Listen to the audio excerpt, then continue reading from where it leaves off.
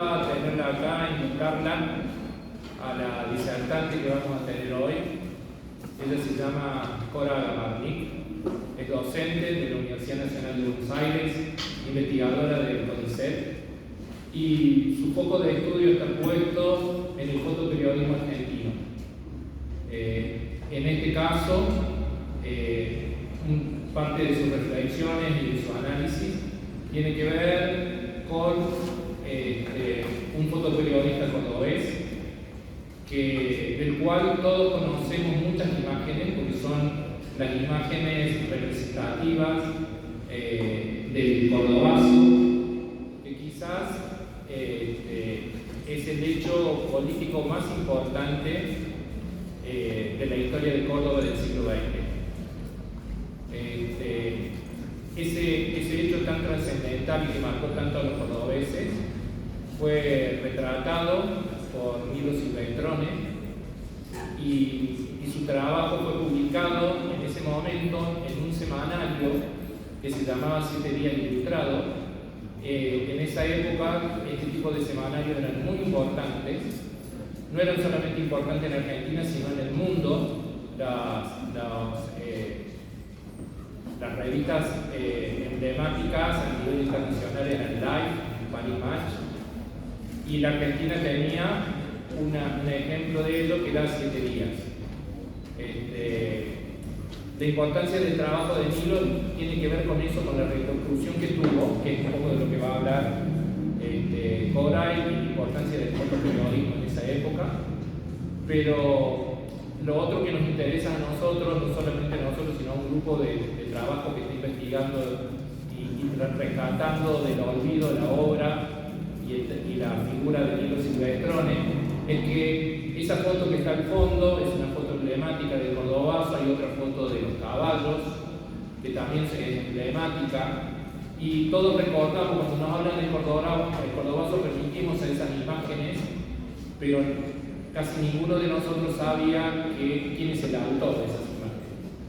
Entonces, desde la facultad, con el profesor Mauro Beccaria, nos hemos sumado a un equipo de investigación que trabaja para rescatar toda la obra de Nilo y la figura de Nilo, y como parte de ese emprendimiento se han realizado diferentes actividades. En este momento hay una muestra fotográfica en la galería de la AGEC, que es la Asociación Gremial de Empleados de Comercio, donde se puede ver la obra de Nilo que hizo durante el Cordobazo. Esa parte de su obra es solo una parte de su obra, pero bueno, quizás la que tuvo más reproducciones. Entonces, eso se puede ver hoy en la galería de la AGEC. Otra cosa que quería mencionar es que nos da mucha alegría que esté Cora acá, porque en general la gente que trabajamos en la producción de contenidos, ya sea desde la fotografía, ya sea desde el documentalismo, en general nuestro trabajo no siempre es objeto de estudio desde los espacios académicos. Entonces, Cora es un especialista, en este caso, en el análisis y la investigación del fotoperiodismo argentino, y es toda una referente para las personas que producimos contenidos. Entonces, por eso que estamos muy contentos de tenerla aquí. Lamentablemente, hoy también está invitado Alejandro Montini, que es un fotógrafo cordobés que tiene en cabeza este grupo de investigación para rescatar la figura y la obra de Nilo. Por cuestiones personales y familiares no pudo estar hoy acá, pero toda esta movida se inicia con un trabajo que empezó desde hace más de 10 años en forma muy solitaria, en forma muy quijotesca, y que nos hemos ido sumando un grupo de amigos y colaboradores para ayudarlo en esa gestión. Así que bueno, nada más, no quiero quitarle más tiempo a Cora, que es mucho más interesante lo que tiene para decir. Así que bueno, nada, le demos la bienvenida. Gracias por venir, Cora.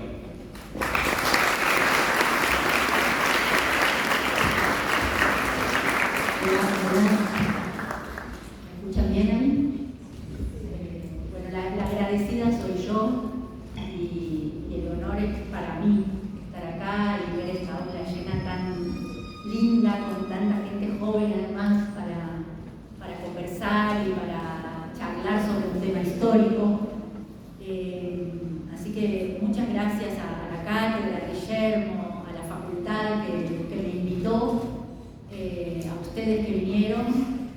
y también pensando que venga alguien de afuera a hablar del cordobazo. Yo decía, es temerario venir a hablar a Córdoba desde Buenos Aires sobre las imágenes del cordobazo, pero como dijo Guillermo, el cordobazo es uno de los hitos históricos, no solo de la provincia de Córdoba, sino de la historia del país, y las imágenes que se produjeron esos días fueron claves y un punto de inflexión también en lo que pasó en la memoria visual de nuestro país. Entonces me interesó especialmente estudiar y espero que a ustedes les interese también lo que traigo para contarles.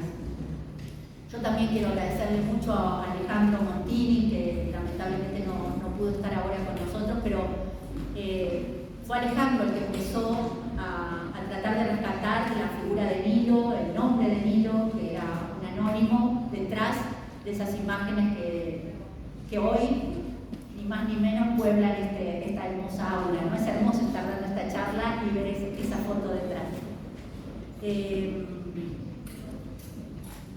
Yo armé la charla pensando en varios círculos concéntricos, en contar un poco qué sucedía en nuestro país antes del cordobazo. También qué pasaba con los medios de comunicación en esa época. Esta va a ser una charla que toque un tema que llamamos de historia de los medios.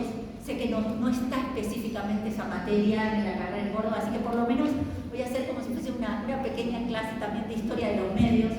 La pensé también como clase, yo soy docente en la universidad y pensé que el público mayoritariamente eran estudiantes, así que es como si estuviesen en mi propia casa de estudios dando clase, para que también podamos cruzar, ¿no? Historia nacional, historia de los medios, para llegar puntualmente a las fotografías que nos reúnen, que son las fotografías del cordobazo y particularmente las de Nilo, pero no solo las de Nilo, vamos a ver otras también.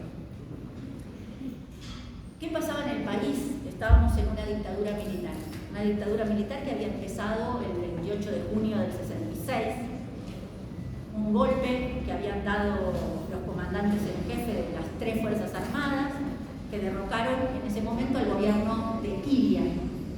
Ilia había sido electo en el 63, pero también Ilia había asumido con mucha debilidad, porque en ese entonces el peronismo estaba proscripto, o sea, no se podía presentar a las elecciones, tenían prohibido. Entonces Ilia ganó las elecciones, pero con esa debilidad de origen, en la que, para darles una idea, Ilia gana con el 25% de los votos, pero el 18% había votado en blanco. En ese entonces sube Onganía, y Onganía sube gracias también a una extendida campaña psicológica que hacen en conjunto diarios y revistas del país, que sistemáticamente desprestigiaban la figura de Ilia como alguien viejo, torpe, tonto, que no podía estar a la altura de las circunstancias, etc. Muy especialmente también vinculada a una imagen de desprestigio, con caricaturas que hacían de él, con una paloma que le hacía un nido en la cabeza, porque era tan lento que hasta una paloma le podía hacer un nido. Bueno, hay toda una serie de caricaturas que en ese momento circularon muchísimo. Y por contraposición se había impuesto en imágenes también la figura de un militar como Onganía, al que mencionaban como profesional, fuerte, preparado para gobernar, el único que podía tomar en sus manos el destino de la nación. Entonces había habido una campaña sistemática de los medios de comunicación que favorecía el golpe, que lo justificaba, que lo tornaba deseable incluso. ¿Qué hizo Onganía, ni bien tomó el poder? A través de ese golpe militar que se autodenominó en ese momento la Revolución Argentina. Fíjense cómo se apropian, ¿no? No solo hoy se están apropiando de términos como de la libertad o quiénes son los libertarios, sino que se apropiaron en ese entonces también de la palabra revolución. Lo que empezó es inmediatamente una gran escalada represiva generalizada en todo el país. Esa gran escalada represiva produjo, por ejemplo, la intervención de todas las universidades nacionales, que pasaron a tener un militar o alguien puesto por los militares a dirigir las universidades. Para darles una idea, ustedes habrán escuchado hablar de la noche de los bastones largos. Eso que sucedió especialmente con el epicentro en la Universidad de Buenos Aires fue que entraron militares con bastones largos y le pegaban al fotos con docentes y estudiantes con las cabezas ensangrentadas saliendo de las universidades. Entraban a las universidades a palazos a golpearle a docentes y a estudiantes. Fue una cosa muy terrible. Después de eso hubo un éxodo masivo de las universidades, o sea, pérdida de años y años. Piensen lo que lleva a armar una cátedra, formar un docente, llegar a un profesor titular. A los días tuvieron que renunciar cerca de 2.000 docentes titulares y otros docentes de las cátedras, con lo cual se vació la universidad. Pero no solo eso, por ejemplo, se cerraron los ingenios azucareros en Tucumán, lo que después va a dar origen a la pobreza y a las sublevaciones y al drama que vivió la provincia de Tucumán. También se censuró la prensa, se censuró toda la actividad cultural en general, se perseguía a los jóvenes por ser jóvenes y por supuesto se puso en marcha un plan económico regresivo con despidos masivos. Para darles una idea de lo que sucedía, ustedes no sé si van a llegar a leer lo que dice, pero yo les voy a leer. Este documento que encontré, que me parece una joya, habla un poco de lo que era ser joven en esos años.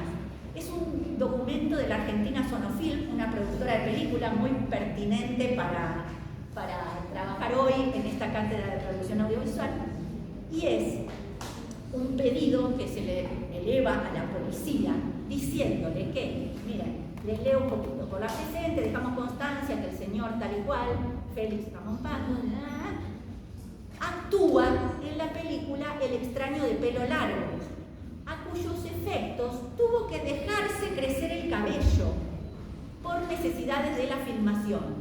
Esta certificación es para que la policía no lo detenga y no le corte el pelo, no lo lleve preso por tener el pelo largo, porque es lo necesario para su trabajo. O sea, los jóvenes eran detenidos por besarse en una plaza, por tener el pelo largo, eran llevados a la comisaría, les cortaban el pelo prepotentemente, y eso por supuesto no era lo más grave. Pero esto para que nos demos una idea de lo que era vivir en esa época, algo que nos va a ayudar también a entender por qué surge un acontecimiento como el Cordobazo. No surge de la nada, ¿no? Surge a partir de las condiciones que se vivían en esa dictadura. Las experiencias estéticas y culturales que habían caracterizado esos primeros años 60 fueron arrasadas. Todo lo que había sido novedoso o alternativo se conformó en algo sospechoso o subversivo. Una palabra que lamentablemente no aparece con la dictadura posterior del 76, sino que ya era usada en esta dictadura. ¿Qué pasaba en los medios de comunicación? Y acá lo que voy a mostrarles es una portada del Express, una importante revista ilustrada de la Francia del 68. Vamos a hacer una relación. Como decía antes Guillermo, en ese momento la televisión, y esto vamos a hablar bastante, la televisión estaba tomando carrera, estaba tomando fuerza, pero todavía había pocos televisores en las casas, había poca producción de contenidos televisivos, no había como ahora 24.000 canales con 24 horas de transmisión del día, había muy poquitos canales, muy poquito contenidos, muy poquitas horas, y muy poca gente tenía tele. Entonces, ¿cómo hacía la gente para ver los sucesos del mundo? Que en la década del 60 son impresionantes, porque estamos hablando de la guerra de Vietnam, el hipismo, las luchas antirraciales en Estados Unidos, las luchas anticoloniales en el mundo entero, las luchas estudiantiles. Piensen la visualidad de todos esos acontecimientos. ¿Cómo era que se conocían visualmente? Por la fotografía de prensa, más que por la televisión, ¿no? La gente compraba las revistas ilustradas para ver lo que sucedía en el mundo. Por eso es un momento, una década, un punto de inflexión en la importancia de las imágenes. Y lo que va a suceder en ese momento en la Argentina es que una editorial específica, que es la editorial Abril, hace convenios con las principales revistas del mundo, tanto de Europa como de Estados Unidos. Hace convenios con Life, que era la principal revista ilustrada norteamericana, hace convenios con Paris Match, que es la principal revista francesa, y así con revistas de Italia, de Alemania, de España, con lo cual teníamos en la Argentina, al mismo tiempo que en esas revistas, las mismas imágenes, porque les permitían, por esos convenios que firmó la revista, tener la publicación acá. Entonces, las mismas fotos que serían de la guerra de Vietnam en la revista Life se veían en Argentina a través de las efemérides ilustradas. Esto es muy importante porque además llegaban las imágenes de lo que sucedía. Por ejemplo, el Mayo francés. El Mayo francés que se conoció a través de la fotografía de prensa, sobre todo. Y miren, uno de los símbolos del Mayo francés es un pibe, un muchacho tirando una piedra. Acá hay otras de las coberturas de uno de los grandes fotógrafos del Mayo francés, que fue Gilles Caron, ¿no? Y van a ver muchas de las fotografías, especialmente una que se va a hacer muy icónica, y a mí me gustaba mostrar igual su primera publicación, porque cuando se publica por primera vez no se va a transformar en la gran fotografía que tiene la fama posterior, que es la de Daniel Cohn-Bendit, uno de los líderes estudiantiles del Mayo francés, que está mirando muy irónicamente, como sonriéndole a un policía que es mucho más alto que él, ¿no? Esa es la gran foto después que va a expandirse, y en ese momento se publica así chiquitita en una hoja cualquiera.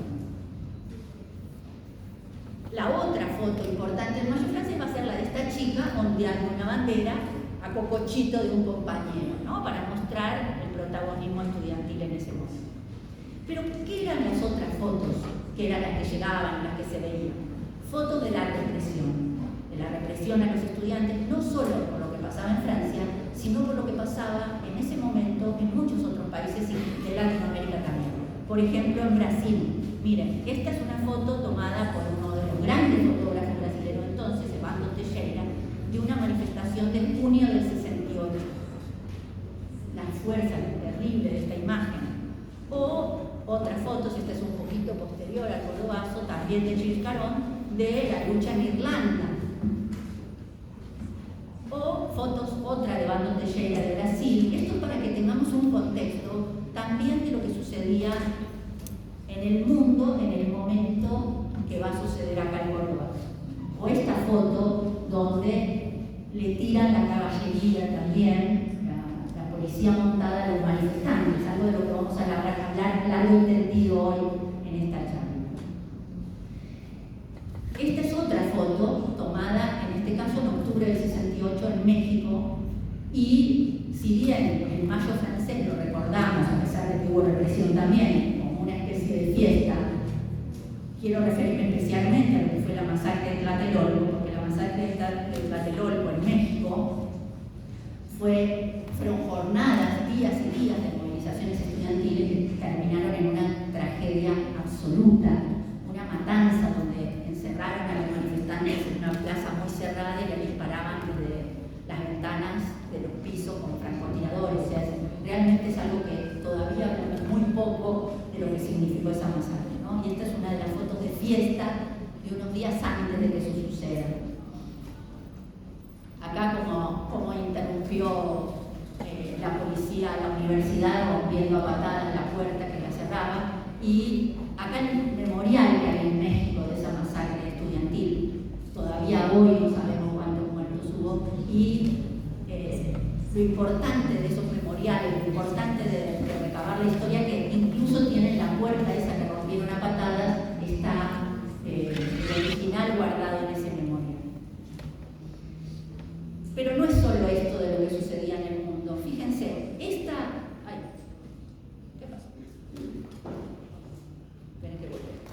No nos vamos a quitar al Che Guevara acostado en una cama. Ahí está. Ahí volvemos.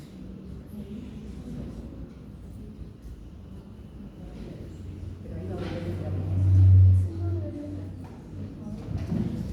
Esta foto la traje para que ustedes vean. Alguien está jugando, vamos a ponerla así y después vuelvo a la presentación. Ahí no se va a mover. Esta foto es para que vean no solo la familiaridad que logró tener un fotógrafo con él, ¿no? Sino con las fotos que podían verse en una revista masiva, la principal revista de ventas de ese momento, que era las 7 Días Ilustradas, que fue una revista que surge unos años antes, en el 65, 2 años antes de que se publique esta foto, en convenio con el diario La Razón, y es el intento de crear la Life en Argentina, ¿no? Esto que les decía, esta Life, esa revista ilustrada nacional que tenía convenio con los principales fotógrafos del mundo, las principales principales agencias fotográficas del mundo y las principales revistas ilustradas del mundo. Entonces teníamos la posibilidad de tener fotos como esta, pero además, nada, una revista que saca esta foto de él tomando mate, recostado en ese momento. ¿Qué sucedía? Entonces, esto era la prensa masiva, no era prensa política, no era prensa militante, no era prensa alternativa. Esto quiero hablar porque era qué pasaba en los medios masivos entonces. ¿Qué pasaba en el resto del país? No sé si algunos de ustedes habrán visto, esta foto circuló mucho. Ahí la veo a Viviana Pulcieri. Hola Viviana, gracias por venir. Viviana es la autora, la directora de la investigación del libro y de la película que trabaja sobre recuperar también el rol de las mujeres del Cordobazo, de las mujeres en toda esta lucha. Y así como hoy estamos recuperando a Nilo, también otro fotógrafo olvidado, y recorrió varios años de su vida también para que no sean más ninguneadas la historia de las mujeres en toda esta lucha. Y con un bello texto que escribimos sobre esta foto ya lo recuperé. Esto sucedía en Rosario, es una foto de Rosario, el 21 de mayo del 69. ¿No? Faltaban días para el Cordobazo, pero esto también estaba pasando en Rosario. En este caso, había sido movilizaciones estudiantiles en solidaridad con los estudiantes correntinos.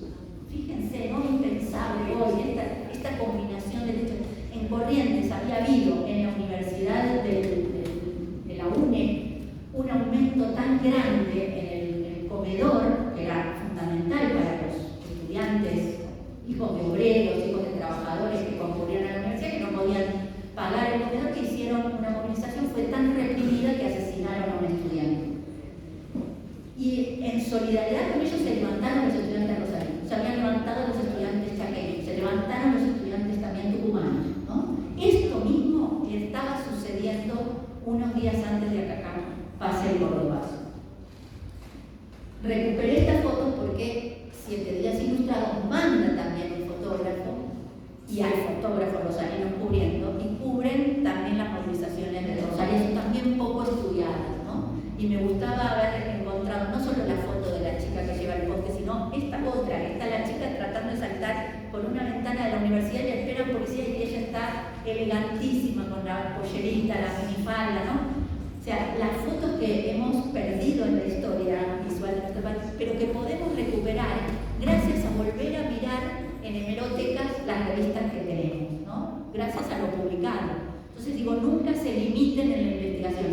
Si no está el archivo, si no está todo el material, vamos a alguna hemeroteca, aunque sea compremos en revistas usadas, a ver si logramos encontrar lo que buscamos. Y mirando vamos a encontrar material visual impresionante de la historia de nuestro país. Así entonces se empezó a publicar tanto la rebelión universitaria en Rosario como otra gran revista importantísima dirigida por Jacobo Timerman en ese momento, lo que eran las rebeliones estudiantiles en otras zonas del país, que era el golpe de los estudiantes, ¿no? Jugando con los golpes que estaban recibiendo tanto docentes como estudiantes. Y acá me interesaba contarles esto. Miren, faltan 2 días para que estalle acá el Cordobazo, 2 días. Y la revista Primera Plana hace una encuesta. Y adentro de la revista, página 17, para más precisión, le preguntan a los estudiantes. Y le preguntan, ¿quién cree usted que es el responsable del desencadenamiento de la violencia que culminó con la muerte de 3 estudiantes? Están hablando de la represión en Corrientes y en Rosario. Y dicen, el 69% el gobierno, y a ese se le sumó un 6% más la policía. El 3% de los encuestados pensaba que los propios culpables eran los estudiantes que se movilizaban. Y esto me va a permitir a mí decir muchas cosas, porque en ese momento la rebelión popular, las movilizaciones, tenían la solidaridad incluso de aquellos que no se involucraban en las luchas populares y sociales, ¿no? Por eso, el Cordobazo, y de esto ustedes saben muchísimo más que yo, seguro, el Cordobazo, a medida que avanzaban, por ejemplo, las columnas de obreros, ¿no? Que salen de sus lugares de trabajo y caminaron algunas columnas 9 kilómetros, por ejemplo, la columna de Inca Renault camina 9 kilómetros hasta llegar al centro, se va nutriendo de pobladores, de vecinos que acompañan y y se solidarizan con el reclamo, ¿no? Esto es muy importante porque después vamos a ver una disputa por demonizar esas manifestaciones, ¿no? Lo que vemos sistemáticamente en toda manifestación es discursos que intentan agraviarla, que intentan sacarle el sentido, que intentan despolitizarlas o que intentan tildarlas de violentas,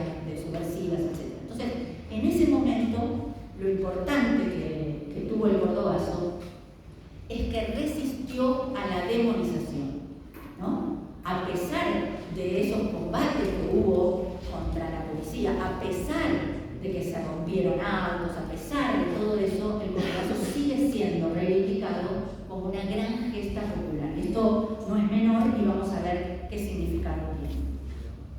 Y así llegamos al estallido del Cordobazo y así llegamos a este número en particular que quiero analizar en profundidad, que es el número especial de 7 días. Ahora ya sabemos lo que es 7 días, sabemos en qué contexto está la revista, en qué contexto se produce.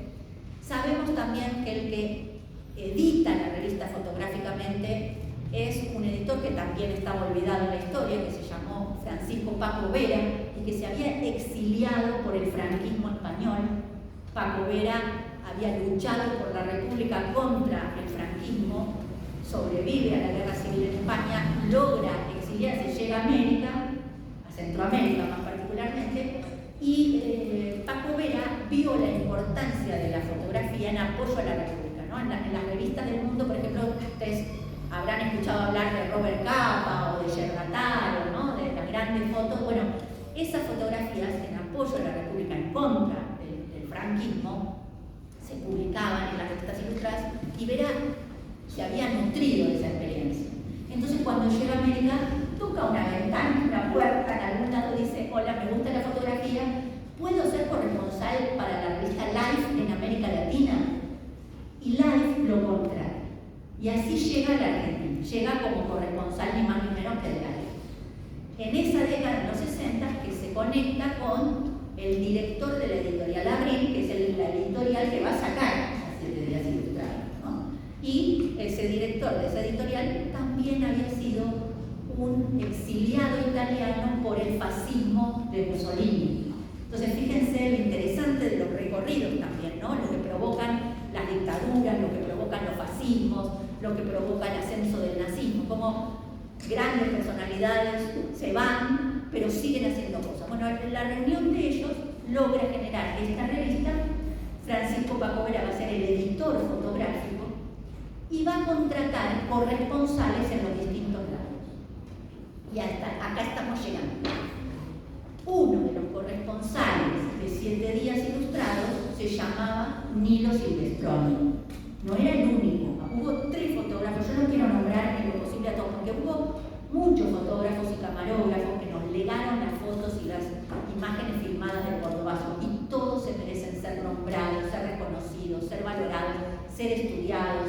Todavía falta mucho. Yo estudié una partecita que es lo que les puedo contar hoy, pero hay mucho para que ustedes puedan estudiar, puedan investigar. Yo, por ejemplo, buscaba investigaciones sobre quiénes fueron los camarógrafos, cuál era la situación de los canales de televisión, por ejemplo, que cubrieron el Cordobazo. No encontré una investigación, así que tienen mucho por hacer los estudiantes y las estudiantes de comunicación en Córdoba, por todo lo que no está estudiado de la historia de los medios en la propia provincia.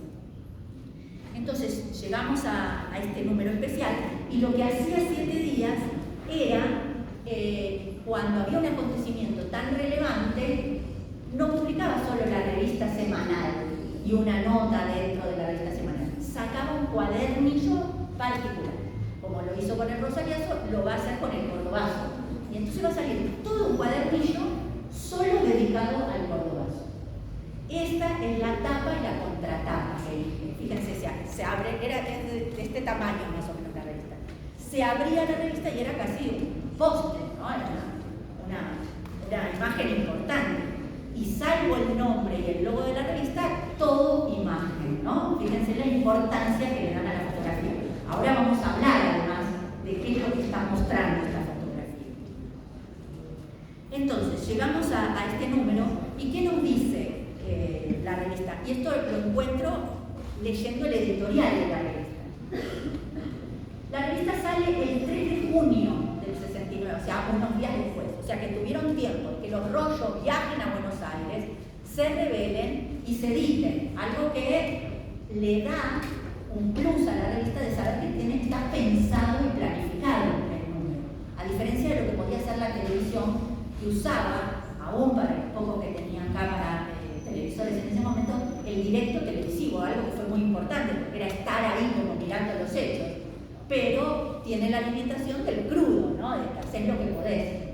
Después le voy a leer un comentario, además de un fotógrafo, frente a lo que es esta competencia entre revistas ilustradas y televisión.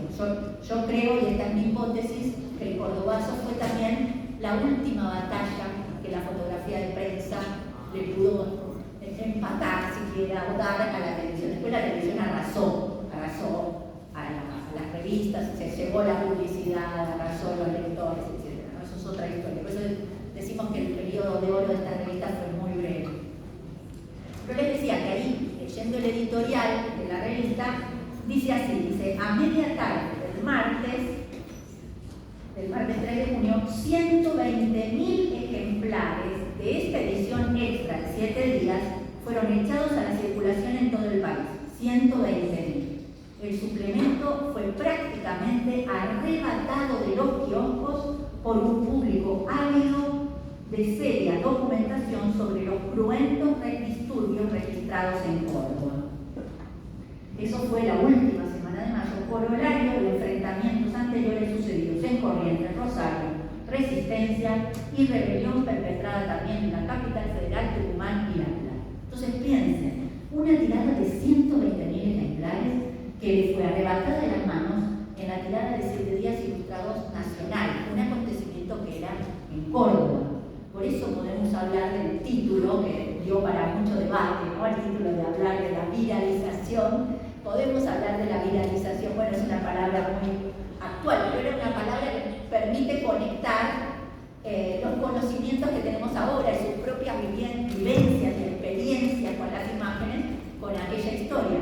Lo que sí podemos decir es que la nacionalización de un conflicto que hubiese quedado anclado en lo local fue gracias a lo que hicieron los medios de comunicación nacionales, especialmente este número de 7 abril. ¿Y por qué nos vamos a detener en este número de 7 abril? ¿Y por qué nos interesa también retratar la figura de Nilo? El número está prácticamente todo hecho con imágenes, solo estaría completo, así que ahora se lo muestro entero, a doble página y tal como salió editado. Y de las 40 grandes fotos que tiene el número, 27 son de Nilo Silvestroni. 27 son de Nilo Silvestroni, fotógrafo que en aquel momento no figuraba, pero además que Córdoba lo había olvidado. Eso es lo impresionante, ¿no? Porque durante muchísimo tiempo los trabajadores de la prensa, los reporteros gráficos, eran trabajadores absolutamente ninguneados, despreciados en las redacciones, detrás de cámara, olvidados, no se conocían sus nombres. Y entonces, y después, imagínense, después encima pasó la dictadura militar, pasó el agasamiento de los archivos, pasó el intento también de negar y olvidar el cordobazo. ¿Quién se va a acordar del cordobazo? O sea, hay que hacer un ejercicio de memoria, una lucha por la memoria cultural para hacer emerger estas imágenes para que no se olviden. Por eso vuelvo a agradecerle a Alejandro Montillo. Después voy a leerles una carta que nos dejó, como no pudo estar, porque Alejandro era un adolescente de 16 años y caminando por una calle de Córdoba vio la foto, la que tienen ustedes allá atrás, del cordobazo, puesta en un homenaje al cordobazo en una vidriera de un comercio. Y se acordó que él lo había conocido, que Nilo le había dado una pequeña clase de fotografía y dijo, no puede ser que no se sepa nada de este hombre, que uno googlee su nombre y no exista. Y entonces se puso a tratar a pulmón y quijotescamente, como dijo Guillermo, a tratar de hacer valer su nombre, de volver a recuperar, y está ahora conectado con su familia, recuperando sus archivos, y ahora la Universidad Nacional de Córdoba, Guillermo, Mauro y todo su equipo van a trabajar en hacer un documental. Entonces fíjense qué importante, porque ahí nosotros, quienes estudiamos, quienes hacemos documentales, quienes producimos contenidos, recuperamos parte de la historia, nos transformamos también en eslaboncito más de la historia para que estas cosas no queden en el olvido. Entonces, para volver al número de 7 días, este número que era casi exclusivamente en fotos, elige esta foto de tapa, que fíjense, es la policía montada, que está retrocediendo, pero uno de ellos se da vuelta y dispara, ¿no? Con una pistola 45, fíjense, si uno sigue, hace una línea de a dónde se dirige el revólver, la línea de disparo, no está apuntando para arriba, está apuntando a lo que podría ser el pecho de un manifestante. Aún hoy no se sabe exactamente cuántos muertos hubo en el Cordobazo, ¿no? Entonces, a pesar de que el título es bastante ambiguo, el desafío no dice mucho, la foto es incriminadora de quiénes son los que ejercieron la verdadera violencia asesina durante esos días. La foto incrimina a la policía montada que dispara, ¿sí? Esta es la siguiente foto, la 2 y la 3, que ustedes la tienen hermosamente en su aula magna. La 2 y 3 va a ser esta foto emblemática que se va a transformar justamente en uno de los íconos del Cordobazo. Después voy a hablar un poquito de los íconos, qué son los íconos, cómo llegan a ser, qué significa ser un ícono como fotografía.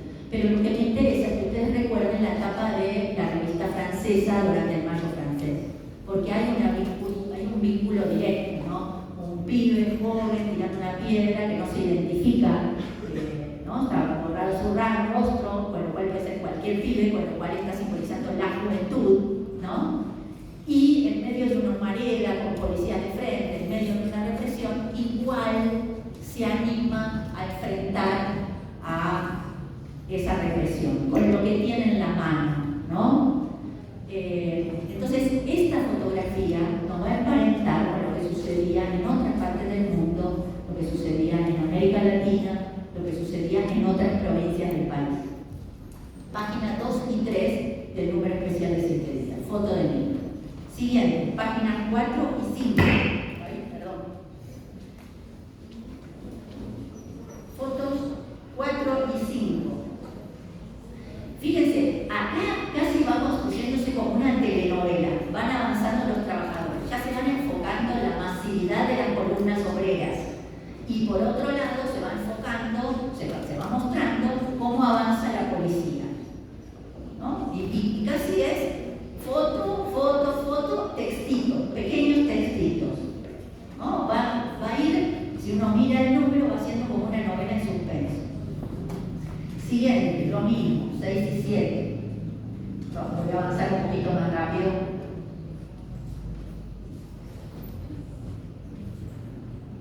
Llegamos a las páginas 8 y 9. Fotografía importantísima, clave central. Me voy a dedicar a ella un rato largo. Las 8 y la 9 están dedicadas de nuevo. Fíjense cuando ponen a doble página, ¿no? Sin texto, sin sangrías, no hay nada. La editorialización de la revista es la foto. Lo que quiere decirnos la revista es lo que dice la foto, no es que hay otro título, otro texto. Lo que nos está diciendo es, miren, hay un caballo con un policía arriba y hay un montón de muchachos, de manifestantes que no se amedrentan, que lo están enfrentando, ¿sí? Esto está diciendo la foto. La foto es una de las fotografías que queda también en la memoria histórica. Vamos a ver cómo se publicó en un montón de medios. Es una de las más relevantes del acontecimiento.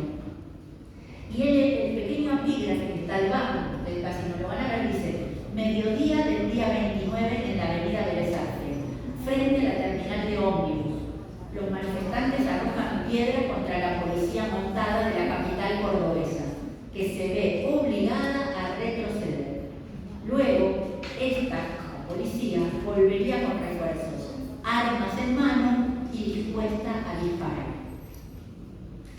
O sea, que la revista empieza a mostrar y a contar las columnas obreras,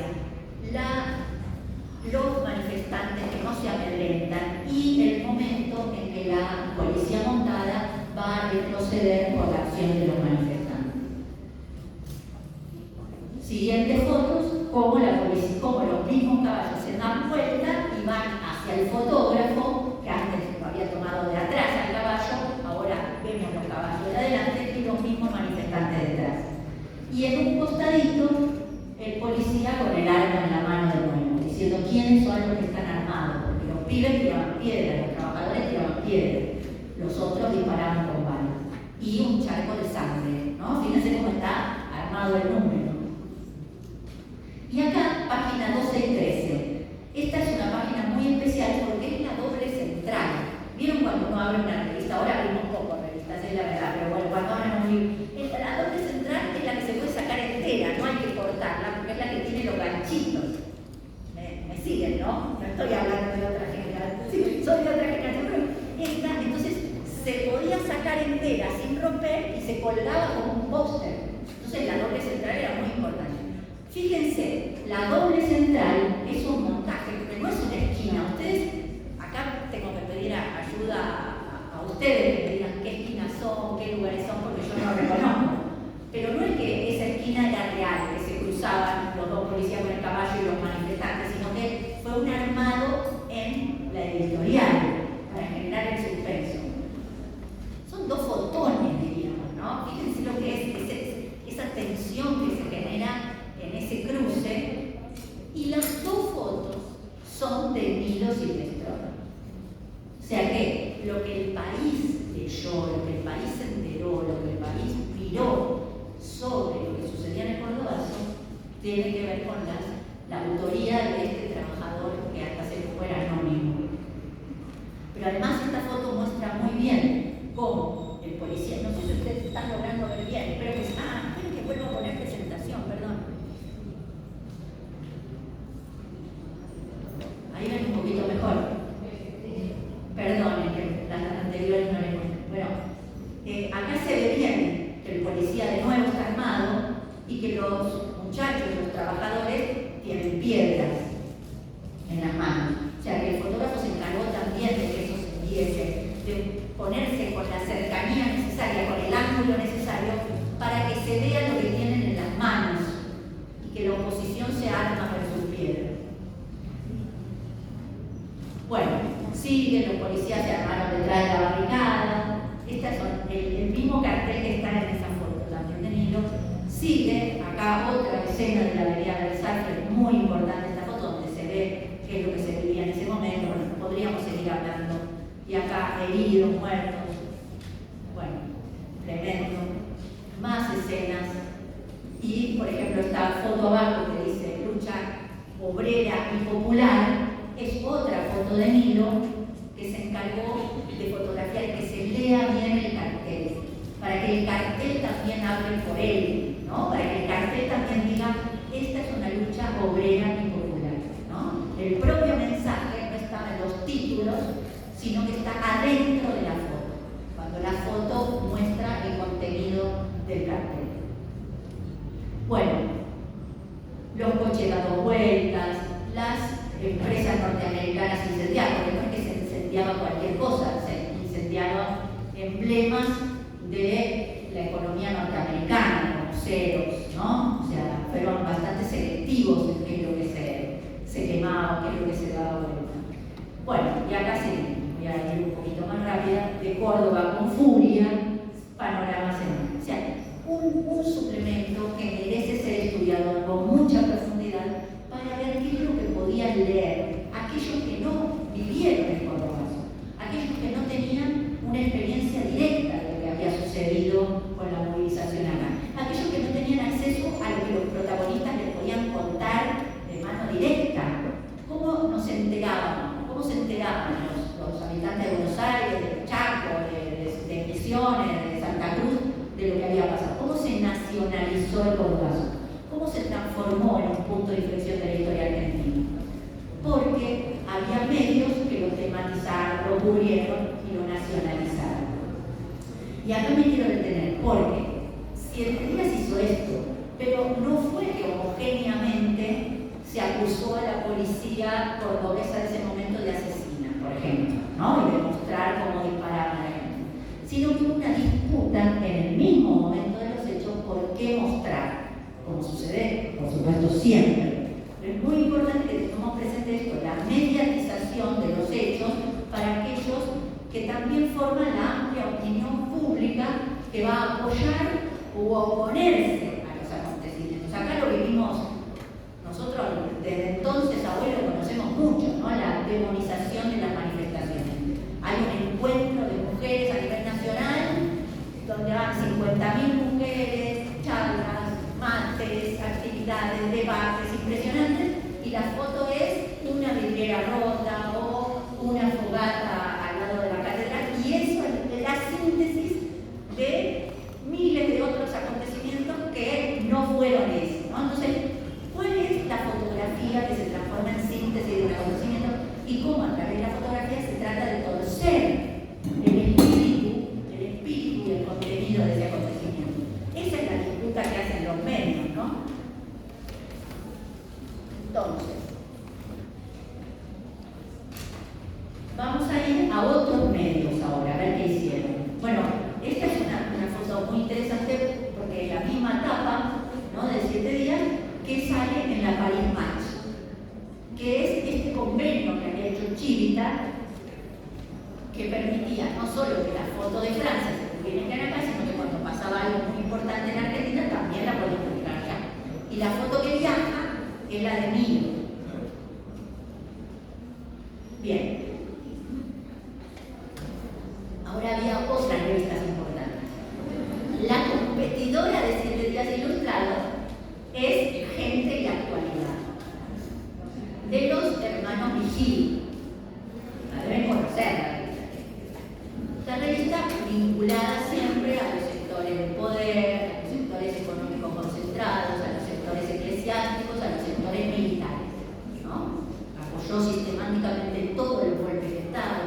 La revista Gente, durante la dictadura, tenía propios militares decidiendo qué fotos iban, qué fotos se publicaban, relación directa con las fotos que se tomaban en los operativos de secuestros.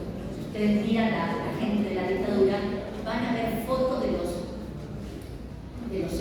allanamientos, de destrozo de casas, de desaparición, casas que eran allanadas para desaparecer. ¿Y cómo aparecían esas fotos en la revista? Los mismos que hacían eso le mandaban a toda la red social sumamente terrible y oscuro.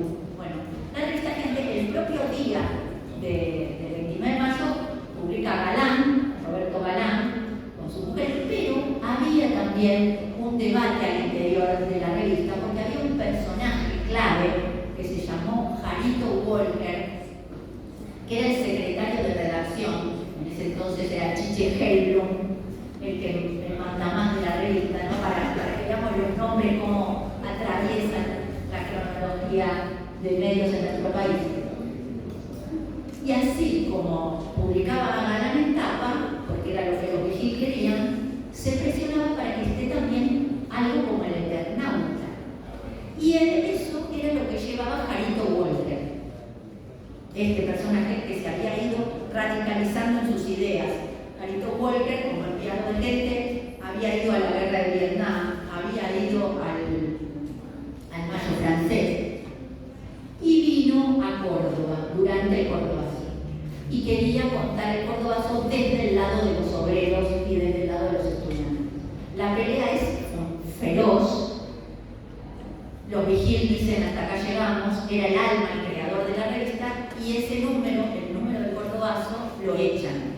Jarito Walker después se transforma en un militante, pasa por distintas organizaciones, termina en Montoneros y termina secuestrado, un secuestro terrible en un cine de Buenos Aires, y nunca más supimos nada de él. Es un detenido desaparecido.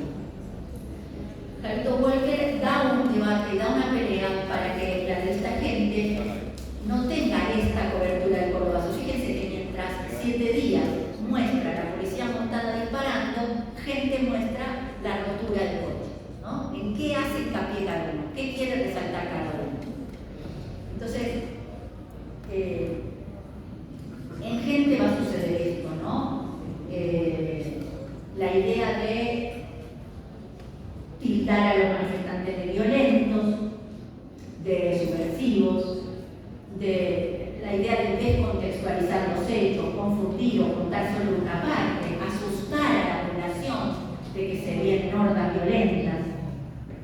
O sea, tratar de que la opinión pública no se solidarice, no se sienta parte de lo mismo que están luchando esos trabajadores, sino que se oponga a esa manifestación. Era una revista, obviamente, que apoyaba a la dictadura de Lugano. Lo que se juega, y acá quiero mencionar algo que los que estudiamos comunicación nos interesa mucho y estudiamos en profundidad, que tiene que ver con cómo se juegan los sentidos de las protestas sociales, ¿no? Su síntesis, en definitiva, cómo se juega el apoyo popular de las manifestaciones. Y quiero detenerme en esto porque ustedes mismos van a hacer los puentes con la actualidad, con lo que pasa hoy. Las revistas se dirigen a quienes no participan en ellas, o sea, esas amplias opiniones públicas que definen muchas veces los climas sociales. Tanto 7 días como gente le hablan sobre todo al público de Buenos Aires, que es el que va a definir también la presión por la mayoría de la población, etc., la presión popular hacia la dictadura militar. O sea que se dirigen a gente que no había vivido la experiencia del Cordobazo. En Córdoba sí quedaban las vivencias directas y había otras voces, las voces de los que habían participado, que podían contrarrestar lo que los medios hubiesen dicho, ¿no? Si tergiversaban los hechos. Entonces, ahora nosotros tenemos la posibilidad, si vamos a una manifestación, contar nuestra propia forma de atravesar la manifestación. Nos sacamos una foto y nosotros nos mostramos a nosotras mismas, por ejemplo, en la manifestación. No solo somos mediados o mediadas por otros, ¿no? En ese momento no existía, hoy puede ser los celulares, la posibilidad de autofotografiarnos, entonces las únicas fotos eran las que producían los fotógrafos de los medios. Y acá digo los fotógrafos, que lamentablemente no había mujeres acá. De nuevo cito a Viviana, es una de las pocas mujeres fotógrafas que había en ese entonces, mujeres, ¿no? Pero en casi todo yo rastreé alrededor de 30 fotógrafos y camarógrafos varones, ¿no? Era muy difícil para las mujeres acceder en ese momento a la profesión. Hoy encontré una mujer militante de la década de los 70, que ahí ya le comenté a Guillermo que vamos a tratar también de hacer su historia, porque es otra historia, una fotógrafa muy aguerrida, que fue la que cubrió el Navarrazo, ¿no? el golpe de Estado interno policial contra Obregón Cano, y que fue una mujer que me cuenta que corría en chancletas y shortcitos por la calle fotografiando lo que fueron esos días, y está también completamente olvidado. Entonces, lo que se juega acá son los relatos que producen esos periodistas, la forma en que se cubre esa protesta social, lo que llamamos esos procesos del marcado, ¿no? Que nos ayudan a generar esquemas interpretativos para tratar de entender el acontecimiento a aquellos que no lo vivimos, ¿no? ¿Cómo entiendo yo el Cordobazo? Violentos, inadaptados, que rompieron autos, que atentan contra la propiedad privada, subversivos, que rompen todo, o obreros que están peleando contra una dictadura que les quitó sus derechos laborales, que se animan a enfrentar a una policía que les dispara. Piensen, ¿no? Que esas dos visiones opuestas están en pugna y los medios de comunicación producen unas y otras. Voy a avanzar un poquito porque no sé cómo. Bueno, en eso, miren, aparece esta misma foto que lamentablemente no sabemos. El otro que esta no es de Nilo, o por lo menos todavía no la encontramos en los archivos de Nilo, que es el del caballo y los manifestantes adelante, ¿no? Y acá toda la revista Gente también contando muy parecida, pero con otro discurso. Y después les traje pocos ejemplos, pero algunos para que vean cómo los diarios nacionales cubrieron la protesta. Para que vean el diario Clarín. Clarín. Córdoba vivió una jornada de paro. 22 detenidos. Sé que el día que hay 22 detenidos es una jornada de calma. ¿Pero quiénes redactaban esos titulares? Es impresionante. Bueno, esto eran unos días antes del Cordobazo. Ya había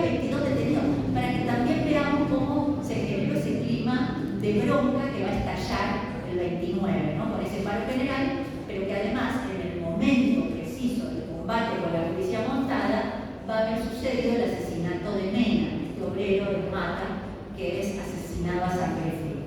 Entonces, Córdoba jornada de calma, solo 22 detenidos. ¿Qué va a pasar? O post-Cordobazo, lo importante que rescata Clarín. El ejército restablece el orden, ¿no? Lo único importante. Y Córdoba reina total normalidad. Me interesó mucho ese título porque es el mismo que ponen el 25 de marzo de 1976. Total normalidad. Las Fuerzas Armadas gobiernan, toman el poder de la nación. Total normalidad. La misma frase. Entonces, la fotografía, no me voy a detener en la fotografía de Clarín porque en ese momento los diarios no tenían buena impresión de fotos, entonces eran grandes manchones negros, ¿no? Yo entrevisté a los fotógrafos de Clarín de ese momento y me decían, no, la verdad es que no se lucían nuestras imágenes, no era importante ser fotógrafo de Clarín, era solo un manchón negro que te ensuciaba las manos, ¿no? Lo que queríamos todos era ser fotógrafos de 7 días, ahí sí se lucía. ¿Qué hizo la nación? Digo, porque esto es lo que tendrían que haber un montón de investigaciones acá en la carrera de comunicación, que es cómo los medios nacionales trabajaron en Cordobazo y cómo los medios locales trabajaron en Cordobazo, tanto en títulos como en notas, como en editoriales, como en fotos. Intensificóse, eso de la, como tilda, esos verbos que usaba la nación, intensificóse, esa tan difícil de leer. Intensificóse ayer en Córdoba la acción contra grupos perturbadores, o sea, directamente acá está claro, ¿no? ¿Quiénes son los perturbadores? Por si ustedes tenían alguna duda. Bueno, y la otra revista muy importante es la revista Así, que era la revista semanal que sacaba el diario Crónica de Héctor Ricardo García, una revista mucho más popular, compraban los sectores obreros en ese entonces. Me interesa porque Así está menos estudiada y es muy importante porque era la revista que leían los trabajadores, efectivamente. Y así miren lo que dice, bueno, Córdoba Hora Cero, historia e imágenes de 2 trágicos días, de las asambleas a la calle, no está contando que primero había asambleas estudiantiles y obreras en las fábricas y de ahí se deciden ir a aquel, pero miren esto.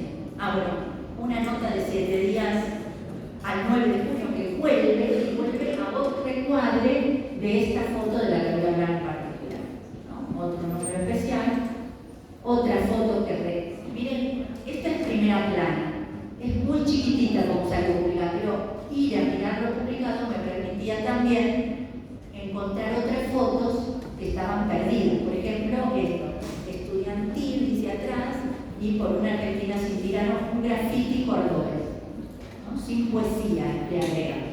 Foto de primera plana. Y miren otra, o sea que si queremos recuperar qué pasaba en las calles de Córdoba durante el Cordobazo, también podemos hacer trabajo de hemeroteca, ir a mirar qué pasó en las publicaciones, y aunque sea una foto chiquitita, escanearla, ampliarla y ver qué dice, ¿no? Y miren lo que dice: soldado, no tires a tus hermanos. Las huellas de la lucha, inscripciones en los paredes. Bueno, y acá vamos a llegar a lo que sí llamamos los íconos de la rebelión.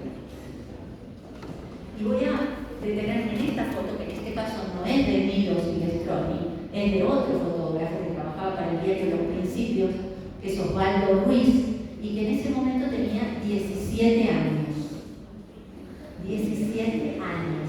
Y trabajaba en el diario Los Principios, en el cual su papá,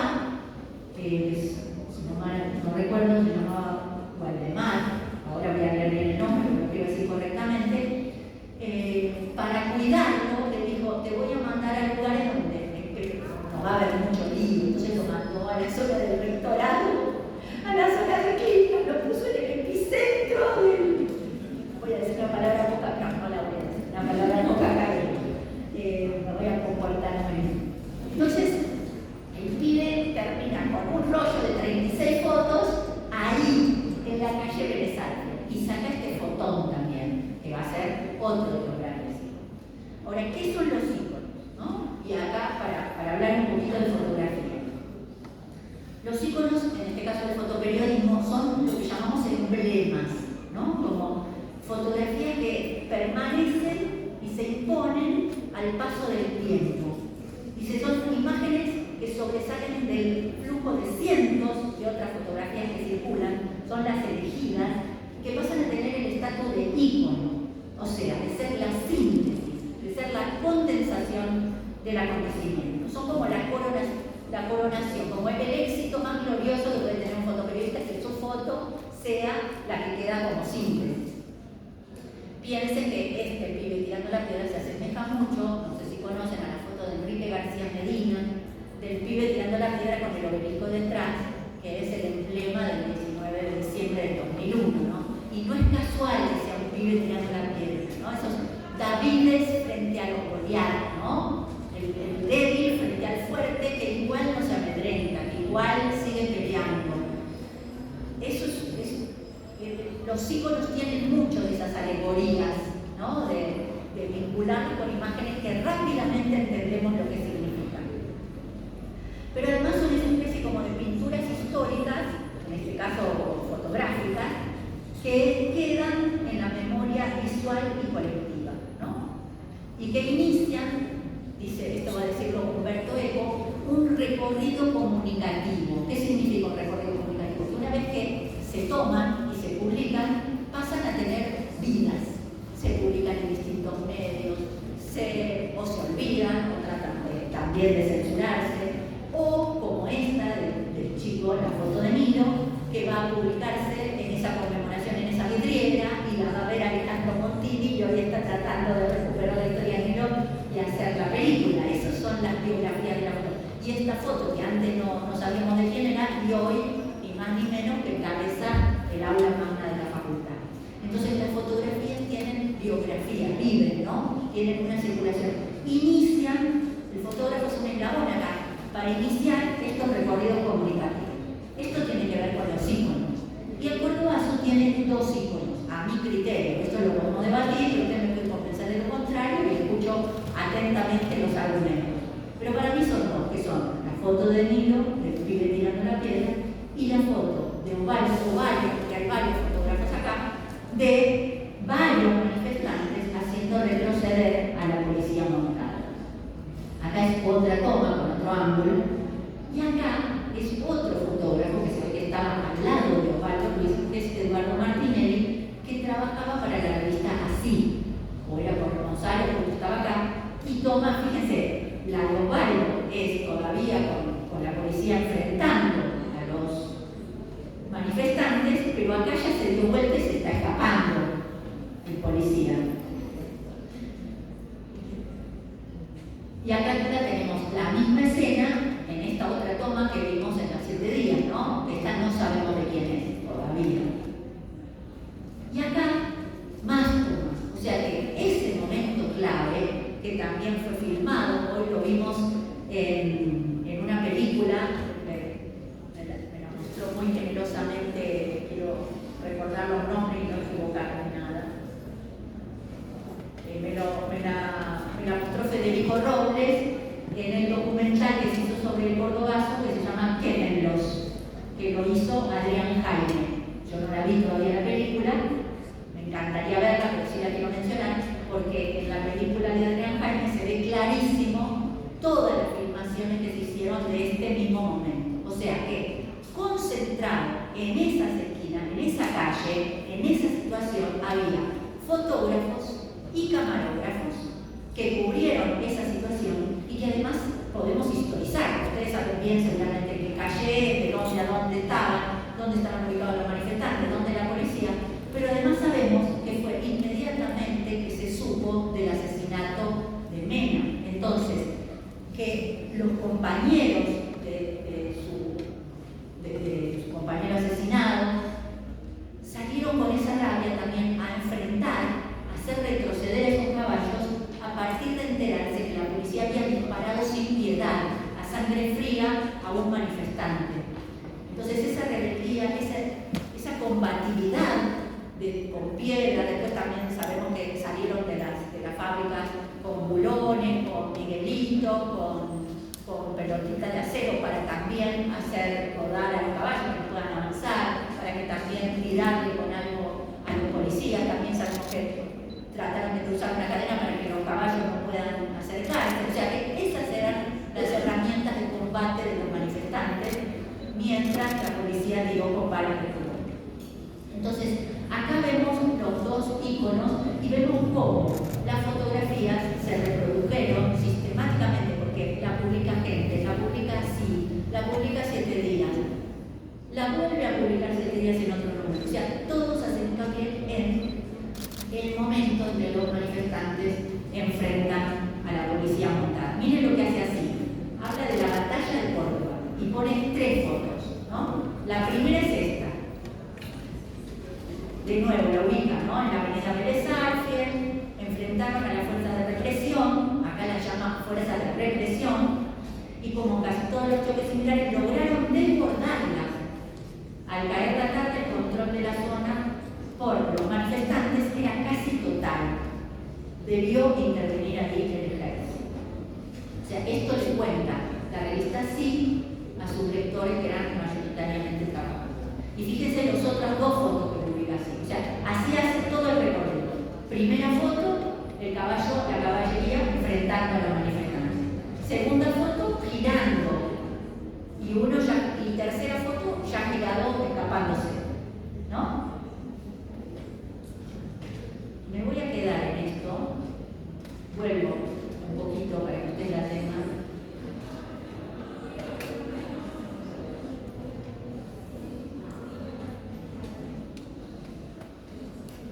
Me quedo con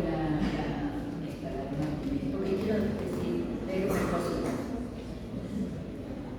Dice, la imagen de la policía replegándose frente a los manifestantes es una imagen potentísima. Estamos en plena dictadura y los manifestantes igual se animan a enfrentarla. Es una imagen del acto en sí, de lo que sucedía en esa esquina, en ese lugar, con esos seres humanos en ese momento. Pero también es un acto simbólico y metafórico. Se puede hacer retroceder a las fuerzas de la represión. La imagen es mucho más que ese instante de sublevación. La imagen va a quedar para la historia. La secuencia de los caballos retrocediendo ante los piedrazos de los manifestantes configura el acontecimiento por excelencia del cordobazo que comienza a reproducirse y multiplicarse, tanto en el cine político como en la prensa ilustrada. A pesar de la desproporción de la fuerza, la valentía de los manifestantes logra hacer retroceder a la montada.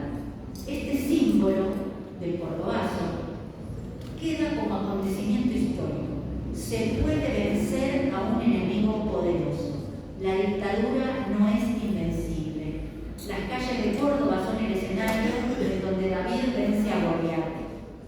Ese fragmento emblemático, con sentido épico, de los manifestantes apedreando a la policía, que frena su avance, que da media vuelta y que retrocede, es el símbolo por excelencia de lo que puede lograr un pueblo cuando se pone a luchar. Y yo digo esto porque el cordobazo, no me voy a meter con todo lo demás del cordobazo, imagínense que nos quedaríamos 5 meses, pero sí quería mencionar estas discusiones alrededor de la cobertura del cordobazo, de la foto del cordobazo, que es un poco lo que yo siento que puedo aportar. Sí me parece que es lo que permitió que el cordobazo no pueda ser domesticado, no pueda ser demonizado, no pueda ser estetizado, no pueda quedar en la historia como los manifestantes violentos, ¿no? Que hacían cualquier cosa, no quedó como eso, quedó como una rebelión popular que se animó a encabezar una dictadura. Queda como, y acá sí vamos a ver este otro gran icono. Esto es solo un momentito. Cuando una foto tiene estas varias vidas, empieza también a acceder a otro lugar, por ejemplo, al recorrido artístico. En este caso es una foto, esta misma foto intervenida por Brocchi y expuesta en Museos del Mundo, ¿no? Entonces esto es como el arte, y acá tenemos a uno de los que, perdón, pero lo voy a nombrar porque ya que lo tenemos acá entre nosotros, y yo lo admiro mucho, pero está Gabriel Orge, que nos está visitando, y que para mí es uno de los grandes artistas de este país, de los grandes artistas fotográficos. Espero que lo conozcan, lo valoren, es cordobés, lo tienen entre ustedes, y es alguien que hace muchísimo por rescatar la memoria en términos visuales en este país, así que para mí es un honor Sandra Montal.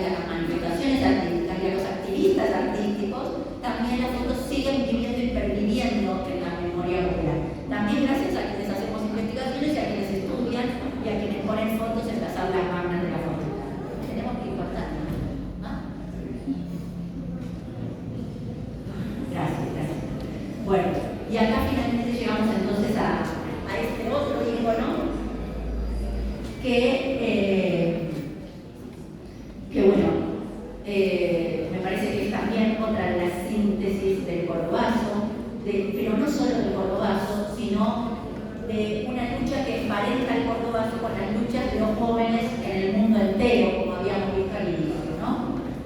Una nueva forma de representar a aquellos que eran dominados, ya no como vencidos, ¿no? Sino en su lugar de agenciamiento, en su lugar de acción, en su lugar de no rendirse frente a los hechos, aún estando bajo una dictadura militar. Bueno, me parece que voy a ir cerrando ya de mucho. Tengo los testimonios de los fotógrafos y de los camarógrafos. Quiero rescatar acá. Hoy nombramos a muy poquitos. Hay muchos fotógrafos. Por suerte en Córdoba fueron homenajeados. Se formó una asociación que son los fotógrafos del 29. Estamos recuperando los nombres y las trayectorias y la acción de esos otros fotógrafos que nos dieron esas imágenes.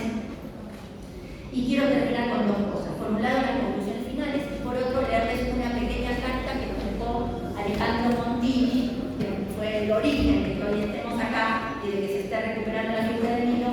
Como no pudo venir, nos escribió una niña que le quiero leer. Pero como consideraciones finales, el Cordobazo fue un acontecimiento clave de la historia argentina. Confluyeron obreros, estudiantes, sindicalistas, militantes políticos, en abierta oposición al régimen y con una alta combatividad en las calles. Combatieron una dictadura militar que mostró que era vulnerable. Ese fue el inicio del fin de la dictadura de los Canillas. Hay muchos debates sobre el Cordobazo, no me voy a meter hoy en ello, pero sí quiero decir que las fotos publicadas en las revistas ilustradas, así como las fotos que quedaron filmadas y que se usaron en la prensa militante, en el cine político, mostraron por primera vez la irrupción popular en la escena pública a nivel nacional. Esa beligerancia, esa rebeldía y esa capacidad de acción no se había visto hasta ese momento en directo televisivo y en la prensa masiva. La policía retrocedía ante los manifestantes. Esas imágenes entonces se transformaron en íconos del acontecimiento y la interpretación política y social de esos hechos quedó entonces sumida en esas imágenes que no permitieron distorsionar lo que había significado el Cordobazo. Son imágenes que por su fuerza de constatación, por su fuerza como credibilidad en los hechos, la fuerza que poseen las imágenes, no pudieron ser deformadas, transformadas, editadas. La Córdoba industrial, obrera y estudiantil, en muchos casos los propios manifestantes eran las dos cosas, eran obreros y estudiantes, confluyeron, se constituyeron como sujetos políticos durante el Cordobazo. Estas fotos mostraron esas escenas de lucha, ese coraje de los manifestantes y transformaron a este hecho histórico en el símbolo del avance del campo popular que permitiría derrotar a la dictadura militar en ese momento. Quedémonos con ese principio de final Y les leo porque ahora sí va la carta de Alejandro Montini que dice: no había nada, no había absolutamente nada en donde buscar. Solo dos imágenes que se reiteraban todos los años. La del hombre que arroja la piedra durante el cordobazo defendiéndose de dos policías que le disparan, y la de la fotografía de quien fuera el secretario general de Luz y Fuerza, Agustín Tosco. Y hoy tenemos acá a la nieta y a la nuera de Agustín Tosco. Gracias. Chicas, por venir. Un honor. Responsabilidad que ni les cuento, dar la charla sabiendo que están ahí. Dice: de quien fuera el secretario general de Luz y Fuerza, Agustín Tosco, fotos siempre utilizadas por algún motivo en especial, ya sea político, sindical o aniversario de cualquier tipo. Casi nunca estaba el nombre de quien hizo esas imágenes, tal vez algún otro nombre incluso se adjudicaba a sus trabajos. Yo, dice Alejandro, tenía la obligación con la memoria de esta ciudad, porque Nilo Silvestrone fue parte de su paisaje y de mi paisaje, y como suele suceder en la mayoría de los casos cuando algo se olvida, ese descuido entra en el abismo de las sombras y luego desaparece. Sinceramente, creo que toda fotografía que viaja por su propia inercia o camina por sí misma es porque su autor le ofreció la libertad para llegar a las personas que esperan en algún lado, necesitadas quizás para entender de dónde vienen, para iluminar el camino por donde deben ir. Muchas gracias.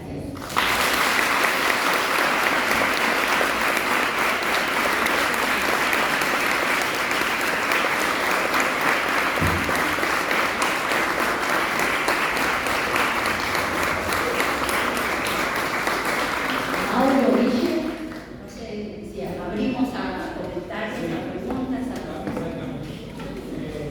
Está abierto